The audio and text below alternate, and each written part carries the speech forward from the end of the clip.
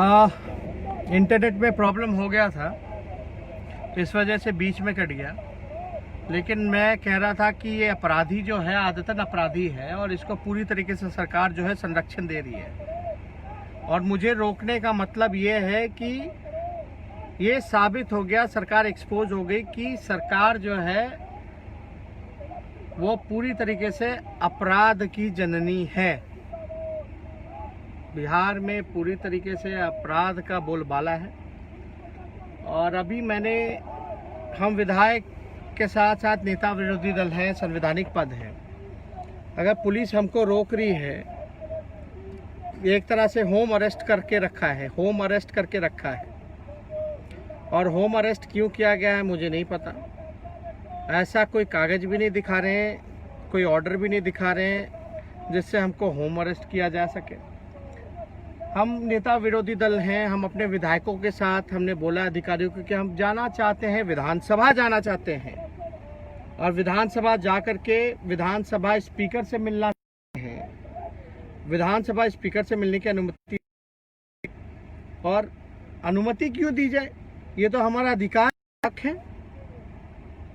और जनता ने जिस उम्मीदों के साथ चुना है, हम लोगों की जिम्मेदारी बनती है, अगर जनता परेशान है, बदहाल है, लाचार है, बेबस है, तो हम जो है पीड़ित है तो उसकी आवाज़ उठाएं और उसको न्याय दिलाएं। हमको विधानसभा भी नहीं जाने दिया जा रहा है। और हमने स्पीकर से फ़ोन किया है, आप हमारे संरक्षक, आप हमको बुलाइए और जो स्थिति है उसको देखते हुए विशेष सत्र की हम मांग करेंगे।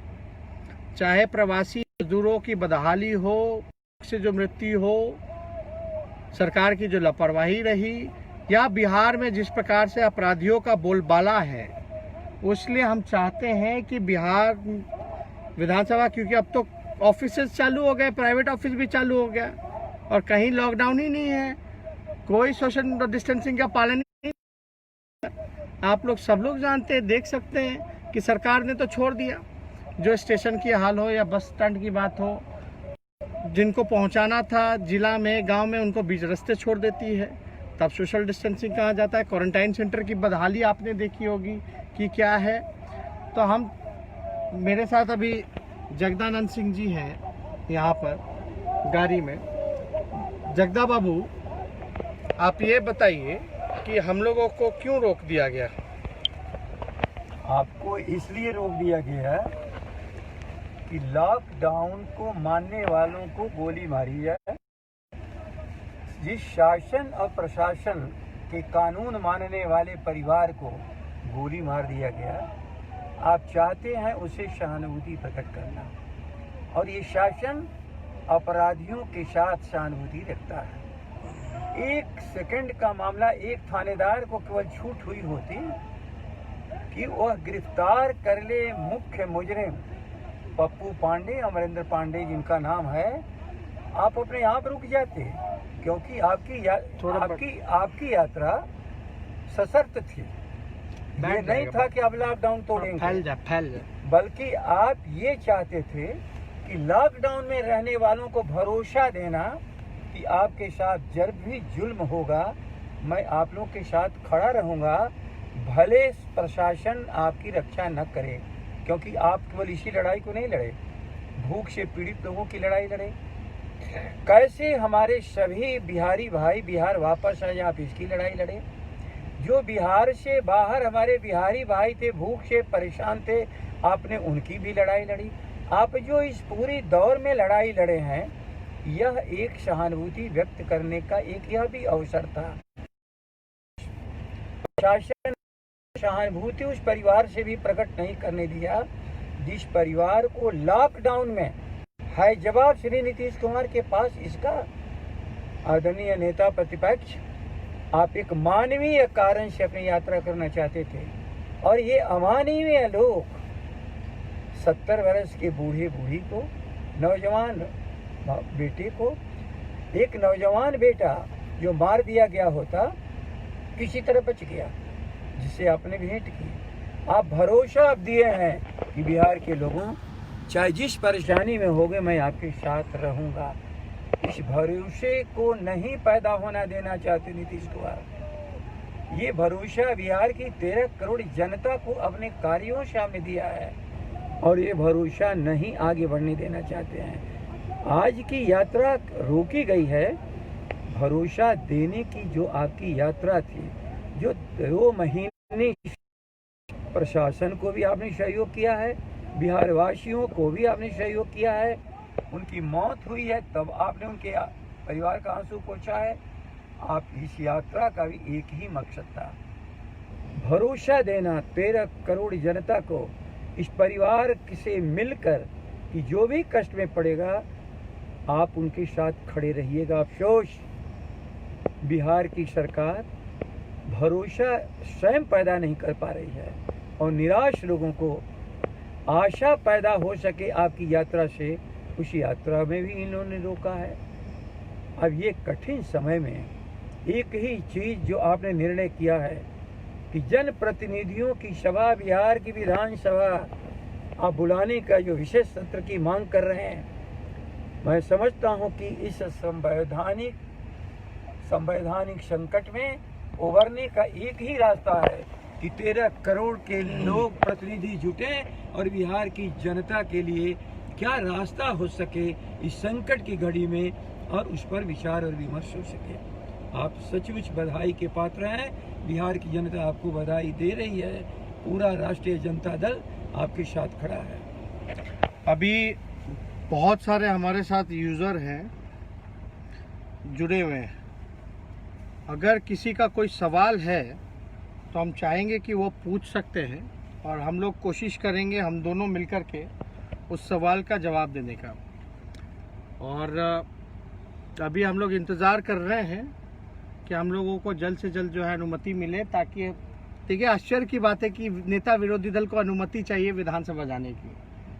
तो हमको लगता है कि ऐसा पहली बार ऐसा हो रहा है कि किसी नेता विरोधी दल और उसके साथ सभी विधायक और कमेटी के चेयरमैन को अनुमति के लिए जो है रोका जा रहा है। आपका लंबा एक्सपीरियंस रहा है विधानसभा में, आपने देखा है। मैंने तो कभी सोचा भी नहीं था कि आपका नेता प्रतिपक्ष का कार्यालय वहाँ विधानसभा को खोला गया है।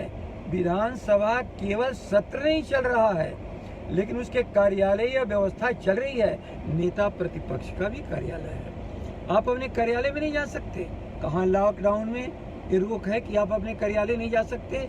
ये अनर्थ इस लोकतंत्र में पहली बार मैं देख रहा हूँ अपने 40-45 साल के संसदीय जीवन में कि नेता प्रतिपक्ष को अपने कार्यालय में, विधानसभा परिसर में स्पीकर के पास जाने से रोका जा रहा है। और मैं समझ रहा हूँ यह बहुत कटु अनुभव है हमारे जैसे लोगों को, और बिहार के लोगों को सावधान होना होगा। नेता प्रतिपक्ष अपने कार्यालय और विधानसभा के परिसर में नहीं जा सकता तो कल हो सकता है कि इस लोकतंत्र की सबसे बड़े मंदिर बिहार की विधानसभा, राज्यों की विधानसभा और भारत की लोकसभा, यहाँ जाने से सभी विपक्ष को यदि रोक दिया गया तो ये लोकतंत्र कहाँ बचेगा, भारत का संविधान कहाँ बचेगा। इसलिए यह आपकी यात्रा की रोक अनेक प्रश्नों को खड़ा किया है। मैं समझ रहा हूँ इन प्रश्नों का हल यदि नहीं हुआ तो भारत का संविधान और लोकतंत्र खतरे में है। अच्छा जग्गा बाबू, अभी आपने बताया कि लोकतंत्र तो है खतरे में है और जो संविधान खतरे में है, और आपके कार्यकाल में ऐसा अनुभव नहीं रहा कि इस प्रकार से रोका जाए। ये सब लोगों में स्पष्ट हो गया है और सब लोग विश्वास भी कर रहे हैं और देख भी रहे हैं कि किस तरह से लोकतंत्र का मजाक उड़ाया जा रहा है। लेकिन एक सवाल आता है कि जो विरोधी लोग हैं कहते हैं कि हम लोग जो है अनुपालन नहीं कर पा रहे हैं सोशल डिस्टेंसिंग का। हालांकि हम लोगों ने 2 महीने लगातार जो है, और अभी भी जब निकल रहे थे तो हम लोगों ने बाकायदा नियम कायदा का ध्यान में रखते हुए सारी चीज़ों को काम किया है। लेकिन अगर हम विपक्ष में हैं, सरकार जो है उसकी अपनी दलील है, लेकिन अभी विपक्ष की क्या भूमिका होनी चाहिए? जो बिहार में जो सिचुएशन है, कोरोना है एक तरफ और दूसरी तरफ अगर आप देखेंगे तो बिहार में अपराध पूरी तरीके से बढ़ा हुआ है। जो गरीब तबका, जो मजदूर तबका जो है वो बेबस है, लाचार है और उसके साथ अमानवीय व्यवहार किया जाता है। अगर कोरोना मान लीजिए और लॉकडाउन जो है और 2 महीने 3 महीने या 6 महीने रहे, तो क्या हम लोग घर में बैठे रहें? और जब हम लोग घर में बैठ के ट्वीट करते हैं या अपने लोगों को बोल करके संभव मदद पहुंचाने का काम करते हैं, तो ये सरकार के कुछ टीटीएम लोग जो हैं, जो ताबड़तोड़ मालिश किया जाता है नीतीश कुमार जी के इशारे पे, वो कहते हैं कि ये ट्विटर बॉय है और ये लोग जो है लड़ाई नहीं लड़ रहा है, मतलब हमारे ही लोगों, हम ही लोगों पर जो है इल्जाम लगाने लगता है। तो हम ये जानना चाहेंगे और दर्शक भी जानना चाहेंगे कि विपक्ष की इस दौर में क्या भूमिका होनी चाहिए। अगर लॉकडाउन अगर कंटिन्यू रहा तो हम लोगों को क्या करना चाहिए? केवल एक भरोसा देना है आपको कि आप जनता के साथ खड़े हैं। कष्ट के कोई भी आयाम आएगा, लोग आपके तरफ देखेंगे और आपके तरफ जब लोग उन्मुख होंगे, अपनी कठिनाइयों को दूर करने के लिए आपकी तरफ जब उनकी निगाहें जाएंगी, तो निश्चित रूप से आप उन्हें भरोसा देने के लिए आपको खड़ा होना पड़ेगा। शायद भूल न हुई हो, बिहार की जनता को तो याद रखें, आपने तो लॉकडाउन से पहले ही अपने पूरे बिहार की जनता को बचाने के लिए इस परेशानी से बिहार ने जो प्रतिबंध किया, कोई भी सामाजिक कोई राजनीतिक कार्य नहीं कर पाएंगे, आपने बिना लॉकडाउन के ही उस प्रतिबंध को स्वीकार कर लिया था और प्रशिक्षण शिविर को आपने स्थगित कर दिया था, आपने अपने दौरे को स्थगित कर दिया था। मुझे लगता है कि इस भारत के भीतर जिस तरह से बिहार का नेता प्रतिपक्ष और विरोधी दल अपने दायित्वों को पूरा करने का प्रयास किया है, वह एक अनुकरणीय है। लेकिन सवाल है कि आम जनता की रक्षा होगी कि नहीं। आम जनता को भूख, आम जनता को कानून और व्यवस्था के नाम पर कत्ल कर देना, क्योंकि आप कहाँ जा रहे थे? लॉकडाउन में जो परिवार अपने घर में अपने को सुरक्षित समझ रहा था, वहां जा करके अपराधियों ने मारा। और क्यों सुरक्षित समझ रहा था वो परिवार? क्योंकि उस समय सरकार ने भरोसा दिया था, आप अपनी दहरी में रहिए, आप अपने चौकट को मत लांघिए, मैं आपके साथ खड़ा हूँ, ये बिहार की सरकार ने कहा था। और वहां पर जाकर के उस लक्ष्मण रेखा को किसने पार किया? उस लक्ष्मण रेखा को पार किया एक अपराधी, परिवार को पूरी नष्ट कर दिया। लक्ष्मण रेखा जिसने पार किया, उसकी तरफ निगाह नहीं जा रही है। शायद भारत के इतिहास में पहली मर्तबा हो रहा है कि मुस्तैदी से सरकार खड़ी है अपराधियों के साथ। एक थानेदार उसको पकड़ लिया होता, आपकी यात्रा स्थगित हो गई होती। एक थानेदार नहीं पकड़ा, वहां पर हजारों की संख्या में पूरी पुलिस फोर्स को लगा दिया गया। नीतीश कुमार एक थानेदार को अपराधियों को रोकने, पकड़ने से रोकते हो, और नेता प्रतिपक्ष को पूरे हजारों सिपाहियों को खड़ा करके हाउस अरेस्ट कर लेते हो। इस समय नेता प्रतिपक्ष हाउस अरेस्ट हैं, न विधानसभा जा सकते हैं, न गोपालगंज अपने घर जा सकते हैं, न जिन्हें मारा गया है उनके आंसू पोंछ सकते हैं। शायद इतना बड़ा अन्याय इस भारत में और इस बिहार में शायद ही जनता ने देखा होगा। लेकिन इसीलिए मैं कह रहा हूँ, विपक्ष अपनी संवैधानिक कार्यों को पूरा करेगा। जहाँ कष्ट और पीड़ा में जनता होगी, वहाँ आपको एक सेना नायक की तरह खड़ा होना ही पड़ेगा। इसमें तो सरकार को अगर वाकई में चिंता होती लॉ एंड ऑर्डर की या मजदूरों की, गरीबों की, तो जो ये बदहाली जो है सामने जो आई है, तो कोई आपको ऐसा लग रहा है कि सरकार जो है कहीं ना कहीं से संरक्षण दे रही है ये जो अपराधियों को? सरकार कहाँ और है? अगर हम ये बात कहते हैं लोगों को कि हम सरकार जो है अपराधियों को संरक्षण दे रही है और अपराधियों का बोलबाला है, तो किन किन वजह से हम लोग कहते हैं? ये जनता थोड़ा डिटेल में स्पष्टीकरण। देखिए, एक बात सामने है, यह एक सामान्य अपराध नहीं है, बल्कि एक नरसंहार है। परिवार में शायद 4 लोग थे, चारों 3 मार दिए गए, एक का मारने का प्रयास हुआ, बच गया। अनेकों घटनाएं घट रही हैं, लेकिन समान अपराध में आप इस लड़ाई को कभी नहीं खड़ा किए, केवल सरकार को कहते रहे कि अपराध से बचाओ। यह एक असामान्य घटना है।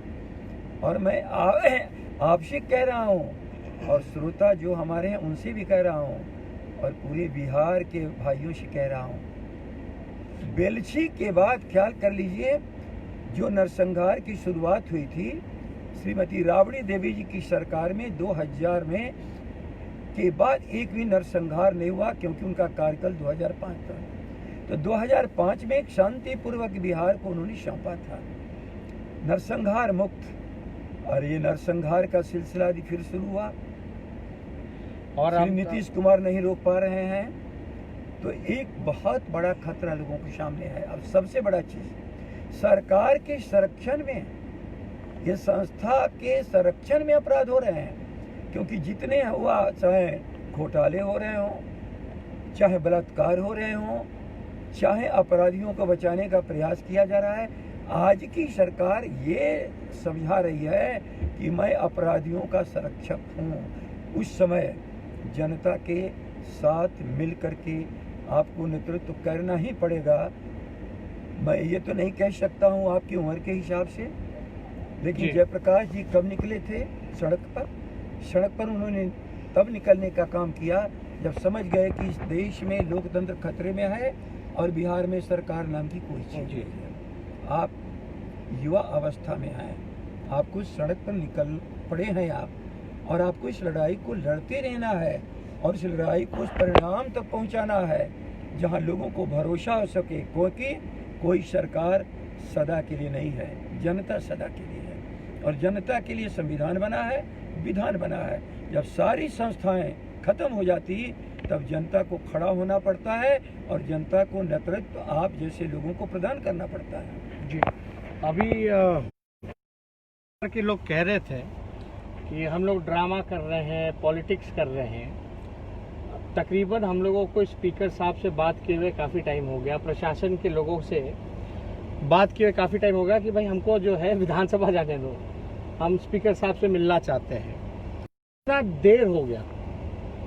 अगर हम लोग ड्रामा कर रहे हैं तो ये लोग ड्रामा को बढ़ावा क्यों दे रहे हैं? यानी ये साबित होता है कि हम लोग या तो ड्रामा नहीं कर रहे हैं, और अगर ड्रामा कर रहे हैं तो ये लोग इतना जो है हमको जाने में कितना दूर है, यहाँ से विधानसभा हमको लगता है 1.5-2 किलोमीटर जो है वो दूर है। तो ये लोग अगर ड्रामा हम लोग कर, नए संघर्ष के लिए नेतृत्व निकलता है तो उस समय जो रूढ़िवादी हैं, जो व्यभिचारी हैं, जो अराजकता पैदा करने वाले लोग हैं, जो संस्था जिसे नहीं संभलती है, हर क्रांति और प्रगति के रास्ते पर चलने वाले नेतृत्व को हमेशा ड्रामेबाज और उस अवसर को ड्रामा ही कहते हैं। इसलिए कोई ये नया काम नहीं कर रहे हैं, भाई क्यों ये कोई नया काम नहीं कर रहे हैं, ये वही कर रहे हैं जो हमारी प्रतिक्रियावादी शक्तियां होती हैं, जो समाज की प्रगति में विश्वास नहीं रखती हैं, और जो उनके अराजकता को खत्म करने के लिए कोई नेतृत्व आगे बढ़ता है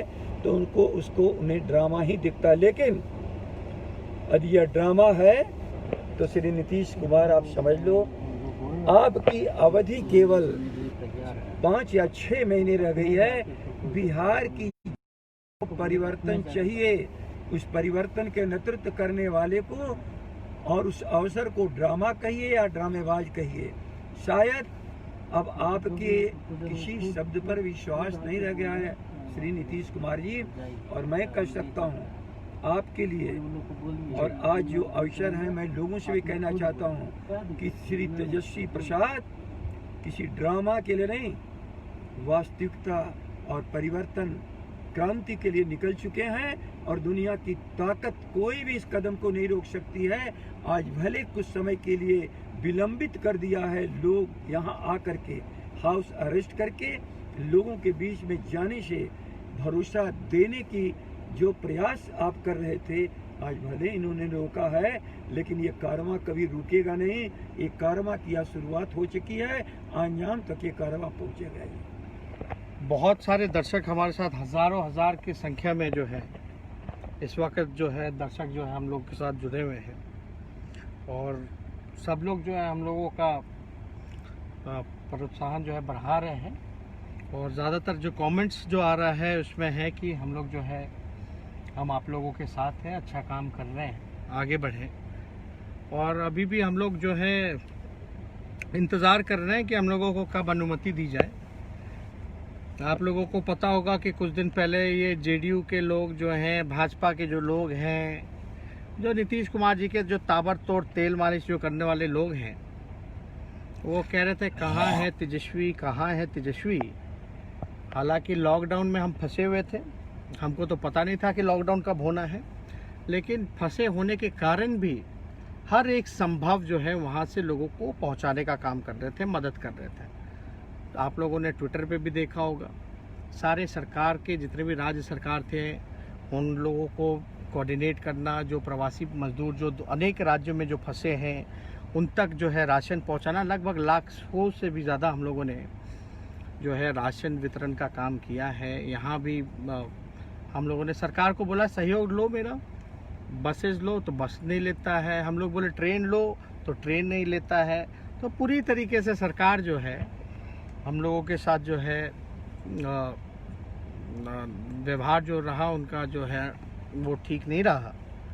हालांकि हम लोग चाहते हैं कि इस दौर में जो है पक्ष हो विपक्ष हो, कोरोना काल में सब मिल करके जनता के प्रति काम करें, उनको सेवा करें, लेकिन ये सरकार ना काम कर रही है ना काम करने देती है। हम करना चाहते हैं, हम अनुमति मांगते हैं कि हमको भूखे को रोटी देने दो, तो सरकार को भी हम बोलते कि तुम दे दो, अगर हमको नहीं देने देते तो। ना खाना खिला रही है ना खिलवाने देती है।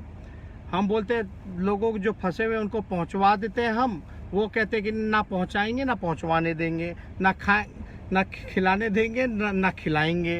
तो ये जो रवैया जो है, हम बोलते कि हमको रक्षा करने दो लोगों का जान मान का, तो कहते ना हम रक्षा करने देंगे ना रक्षा करवाने देंगे। इस तरह का जो व्यवहार है इसको देखते हुए हम लोग जो है मजबूरी क्या कहिएगा, हम लोगों की जिम्मेदारी बनती है कि आप लोगों के प्रति जो आप लोगों का जो विश्वास है हम लोगों के प्रति, उस पर खड़ा उतरें और जन सुरक्षा और जन अधिकार के मामले में आप लोगों के साथ जो है आप लोगों की साथ खड़ा होकर के आप लोगों की सेवा करें। तो फिर जैसा अपडेट होगा हम आप लोगों के लाइव करें।